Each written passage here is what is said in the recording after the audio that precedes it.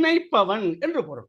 முருகப்பெருமான் எல்லாவற்றையும் இணைக்கக்கூடியவன். எப்படி இணைக்கிறான் என்று பார்த்தால், நமதிலே 6 ஷண்மதங்கள் என்று சொல்வார்கள். அந்த ஷண்மதங்களை இந்த சண்முகன் இணைக்கிறான். எப்படி அவன் சிவபெருமானுடைய மைந்தன், ஆகையால் சைவம், சக்தியின் மைந்தன், ஆகையால் சாக்தம், கணபதியினுடைய சகோதரன், ஆகையால் கானாபத்தியம், விஷ்ணுவனுடைய மருமகன் மருமான், ஆகையால் அவன் அங்கே வைஷ்ணவம், அதேபோல் இந்திரனுடைய மாப்பிள்ளை என்று சொல்வதால் இந்திரம், அத்துடன் சூரியனுடைய அம்சமாகவும் அவன் விளங்குவதால் சௌரம் ஆகிய இந்த 6 மதங்களையும் தன்னுள்ளே அடக்கி இருப்பவன் திருக்குமரன்.